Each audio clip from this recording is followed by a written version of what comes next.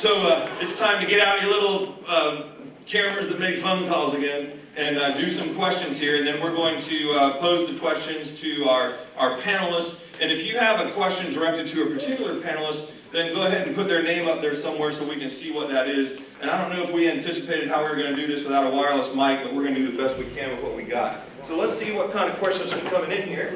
And what is the uptake of living shorelines by contractors, builders, developers? Are they starting to use this kind of thing as new homes are built on the shoreline and homes are retrofitted, as happens so much where people are tearing down the old homes, building new ones? A lot of development on the shoreline in Sarasota. So I'm thinking, Armando, that might be going to you, man. Yes. Well, can you hear me? Yes. Yeah. So, yes, this fact has been developed a course for marine contractors to move into training and to have to do more living shoreline. So I'm not going to say that everybody's on board, but there's a lot of people getting into this, you know, going more natural habitats. I'm not going to shout in the mic. Moving to more natural habitats, using more native plants. So yes, so there's been we need to see more of that. So, but yeah, it is happening, and there's resources for people, developers, marine contractors as well, people doing the maintenance as well, the monitoring of all these programs. So yes. Okay, here's a question, and this could anyone who wants to jump into it. What partnerships surprised you the most in your projects? What was your unexpected success?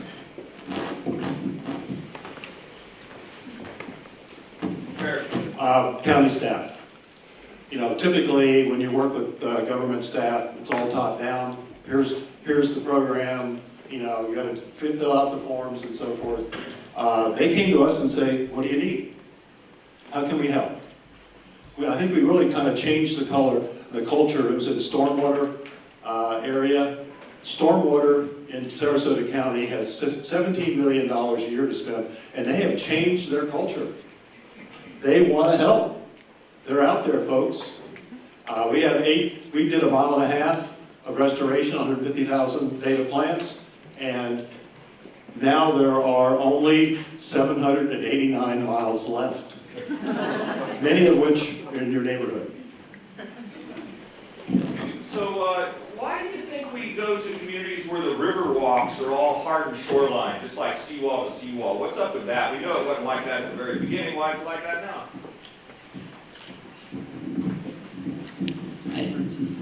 I think we haven't really changed our mental image of what is attractive and what's easy to maintain. And so I think the challenge, while we are making some progress with contractors, perhaps with training and so on, I don't think we've as individuals and as property owners come to the realization that this too, a living shoreline with plants, is beautiful. You know, an awful lot of people think of those as weeds. And I think we need to change what we consider beautiful. And I also think there's some misconception of what is good for you and will protect you. When you see the big wall, concrete wall, people think that's going to protect my property better than a bunch of plants, and it's all the way around. So I think it's a misconception, and also just domino effect. Somebody put a seawall, and seawalls, in some cases you need them. I'm not going to say seawalls are totally bad. In some cases you have to have a seawall because of the property you are. In most cases you don't, and seawalls actually enhance erosion and transfer it to the people next door. So when you see a seawall, it's a domino effect. You see then another one and another one. So again, it's just lack of understanding and misconceptions. Thank you, Armando. Hey, Harrison, you know, you talked about this all starting in the neighborhood. So anybody, maybe you have an idea or somebody else, how many neighborhoods in Sarasota County have shorelines where they could go out and do a project like you did in South Bend? Well, we have 5.5 miles of shoreline along Lemon Bay. And there's many more miles. Even the experts are here on Sarasota and Sarasota Bay. Let me just say this about Lemon Bay. There's been over $1 billion spent on cleaning up Sarasota and Little Sarasota Bay over the last 50 years. There's been almost nothing spent on Lemon Bay. We need to focus on that. Right, so now we got to figure out what those gaps are, those places in between. And something to remember is that we're all connected to the watershed. We're all connected to the Gulf. So even if I don't live at the shoreline, I impact what's happening in the water. So even if I'm far removed, that water will eventually make it to the Gulf. So changes in your landscape, even if you don't have frontline property, waterfront property, you can make big changes as well. Anybody involve youth in your restoration efforts, your cleanup efforts, your shoreline stuff? Are youth engaged in this? Okay, I see all the heads nodding and bobbing. We're a pretty old community. You're young at heart, though. We had 25 people who planted 3,000 plants and nobody was under 65. You're young at heart, man. We've had Girl Scouts and other young people, kids that are family members and so forth. Melissa, a question for you. How long did it take you to become such an awesome drone pilot? How many years have I been flying? And it took, like I said, 6 months before my hands stopped shaking. But legally, when you fly a drone, what you guys don't know is you always have to have your drone in visual line of sight. You can only fly it with 400 feet up in the air legally. My drone can go up to, I've got it going up to 50 miles per hour. But the key is you have to keep that drone in your line of sight and see what you're flying. So, you know, the camera's my eyes, and it gets turned around. So whichever way the camera's facing is forward. But I've captured a lot of amazing stuff. And when you talk about restoration, I just want to give you all kudos up here for, you know, talking about, you know, fertilizer is bad and the native habitats and you know, what the work we're doing in the community. I know that the red tide was a big thing. And the one thing that you guys didn't see that I saw up in the sky was how big of an effect we had, how that's going to affect our ecosystem. And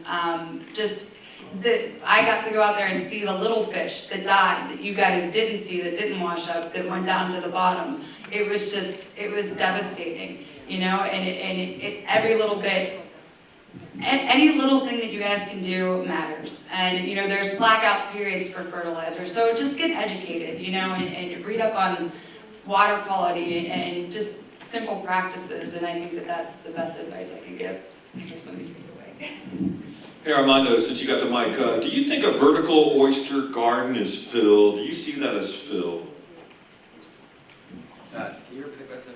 Sorry. Yeah, a vertical oyster garden. You know, I'm thinking that they're thinking of like along a seawall. You know, Jack talked about how the state and the county laws in the city prohibit you. Do you see that as fill, or do you see that as something else?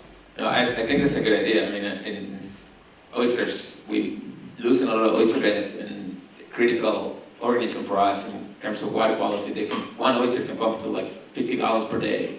So talking about improving your water quality. So if you can do that as well, and we have resources, we have information about how can you do that as well. In terms of permitting, there might be some difficulties, but you can get in there. So yeah, so I see that's something that people can do to enhance their seawalls, definitely.